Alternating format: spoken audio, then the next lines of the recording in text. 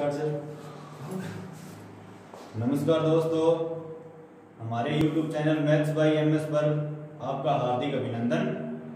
आज अपने भी 12th मैथ्स के साथ साथ 12th फिजिक्स की भी ऑनलाइन क्लास स्टार्ट कर रहे हैं। तो आप सभी स्टूडेंट यहाँ जो मेरे दोस्त हैं भी वो क्लास अटेंड कर सकते हैं भी। आज अपने फिजिक्स में चैप्टर नंबर NCERT जो बुक्स है उसका चैप्टर नंबर 13 स्टार्ट करना है और RBSE बुक का चैप्टर नंबर 15 है भी, और वो है न्यूक्लियर फिजिक्स। न्यूक्लियर फिजिक्स यानी नाभिकीय भौतिकी भी। नाभिकीय भौतिकी में भी फिजिक्स की बहुत सारी ब्रांचेज हैं भी, बहुत सारी शाखाएं हैं। उनमें से एक फिजिक्स की शाखा है नाभिकीय भौतिकी भी। तो सबसे पहले अपने यही जान लेते हैं नाभिकीय भौतिकी क्या होता है भाई। नाभिकीय भौतिकी फिजिक्स की वह ब्रांच है जिसमें नाभिक में उपस्थित सभी कणों का अध्ययन किया जाता है या उनके गुण धर्मों का अध्ययन किया जाता है। फिजिक्स की वह शाखा जिसमें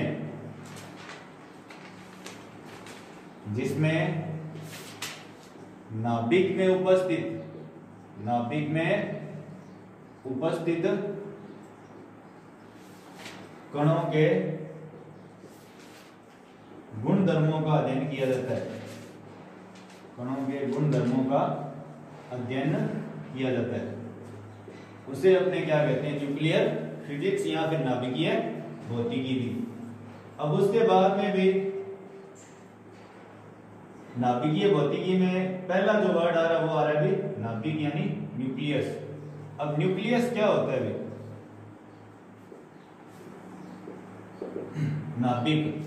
नाभिक में ये लिखना है भी अपने परमाणु की आकृति कैसी मानते हैं भी? लगभग परमाणु की आकृति गोलाकार मानते हैं।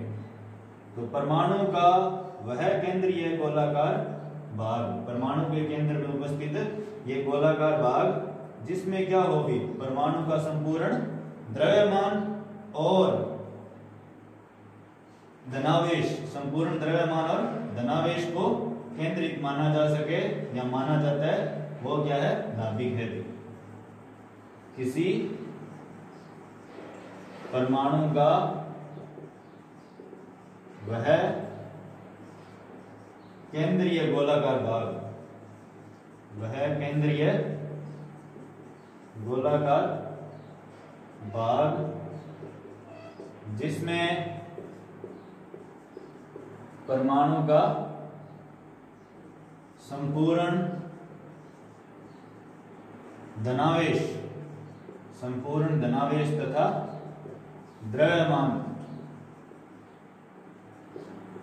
उपस्थित होता है, उसे अपने क्या कहते हैं? नाभिक कहते हैं। अब परमाणु में बिल्कुल बीच में या केंद्र में तो नाभिक होगा, इसके चारों ओर क्या होते हैं? नाभिक के चारों ओर कक्षाओं में इलेक्ट्रॉन चक्कर लगाते हैं। अब नाभिक के अंदर पाए जाने वाले जो प्रत्येक कण है, नाभिक में कौन कौन से कण पाए जाते हैं? एक तो उदासीन न्यूट्रॉन भी, नाभिक में उदासीन न्यूट्रॉन प्लस धनावेशित क्या पाए जाते हैं भी? प्रोटॉन।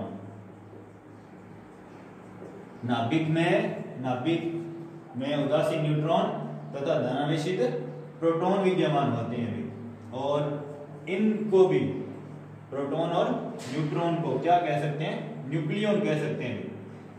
नाभिक में उपस्थित प्रत्येक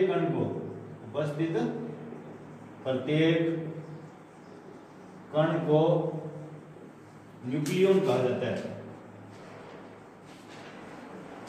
न्यूक्लियन कहा जाता है। और नाभिक में कौन कौन से कण पाए जाते हैं? उदासीन न्यूट्रॉन पर कोई आवेश नहीं होता, और धनावेशित प्रोटॉन पर प्लस आवेश होता है, प्लस चार्ज होता है। अब उसके बाद में भी नाभिक का अपने क्या है? प्रतीक क्या होगा या परमाणु प्रतीक क्या होगा? फिजिक्स में अपने नाभिक का प्रतीक ही बढ़ेंगे। अब नाभिक का जो प्रतीक है भी वो सामान्यतः इसे लिखते हैं भी एक्स जेड ए से भी, एक्स जेड ए से भी सामान्यतः फिजिक्स में भी भौतिकी में नाभिक को एक्स जेड ए से प्रदर्शित किया जाता है। और इससे प्रदर्शित करते हैं, फिर इसमें क्या क्या होता है भी, तो इसमें सबसे पहले जेड भी, जहां जेड होता है परमाणु क्रमांक, जेड है भी परमाणु क्रमांक। परमाणु क्रमांक के स्थान पर यह भी लिख सकते हैं प्रोटॉन की संख्या, क्योंकि किसी भी उदासीन परमाणु में प्रोटॉन की संख्या और परमाणु क्रमांक बराबर रहते हैं, तो ये हो जाएगा प्रोटॉनों की संख्या भी होती है।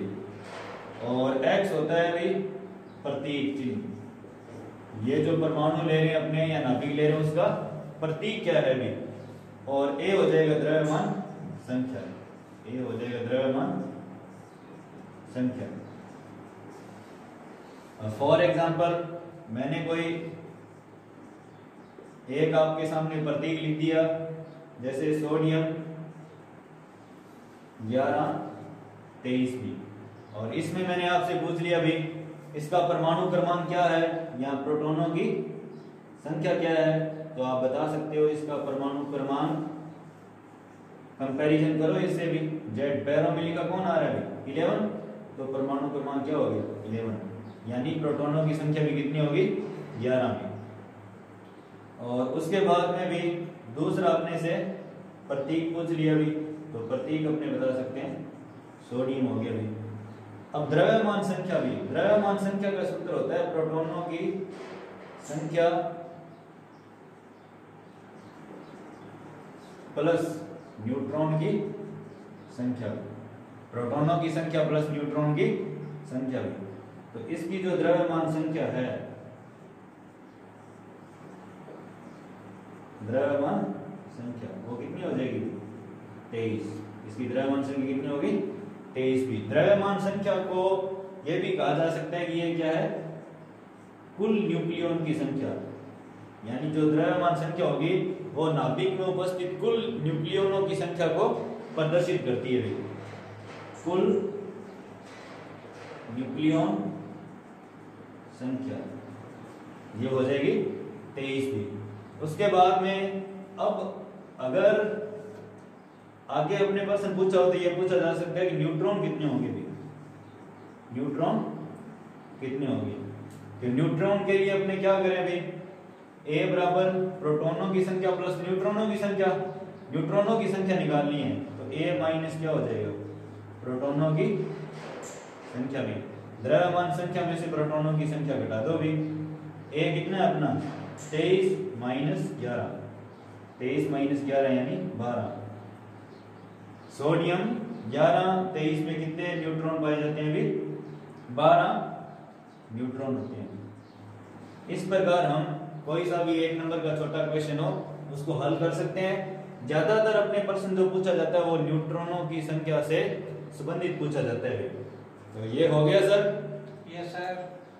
अब उसके बाद में भी नाभिक का प्रतीक हो गया, नाभिक हो गया, और अब अपने पढ़ना है नाभिक के प्रकार भी, ये बहुत मोस्ट है।